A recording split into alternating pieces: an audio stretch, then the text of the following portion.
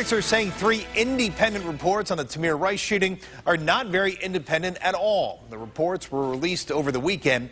They will be part of the grand jury presentation that determines whether the officers involved in the shooting will be charged. Tonight, we have a look at the authors of 2 of those reports. 5-year side investigator Joe Paganakis at the Justice Center tonight. And Joe, those critics believe both authors are known supporters of law enforcement. Well, what we uncovered supports the opinion that the writers of those reports had made previous opinions about the Rice case or had shown their support in use of force cases months or even years before being hired by Cuyahoga County prosecutor Timothy McGinty.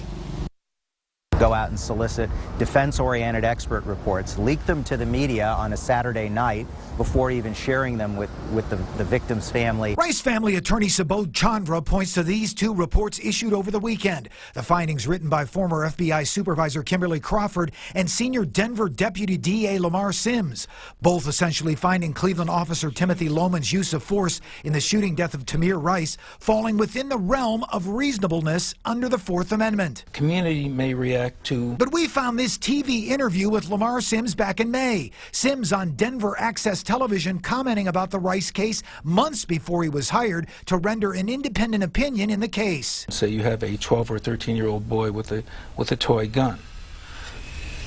We learned that later. The question is, what did the officer know at the time? And questions about Crawford, who rendered this opinion in favor of the FBI use of force after the high-profile 1992 incident at Ruby Ridge, leaving 3 dead. A case a few years later, both the Justice Department and then FBI Director Louis Freeh found to be terribly flawed.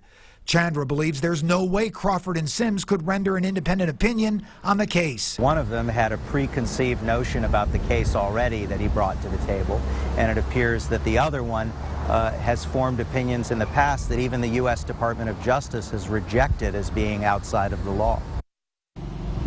And prosecutor McGinty stood by his choice of both Crawford and Sims in rendering an independent opinion in the Rice case, issuing a statement tonight saying his staff looked for the finest professionals in the field who were not financially motivated and had high experience in this area. Those reports will be issued to a grand jury for consideration of charges against officers in this case. Reporting live in downtown Cleveland, I'm 5 on your side investigator Joe Paganakis.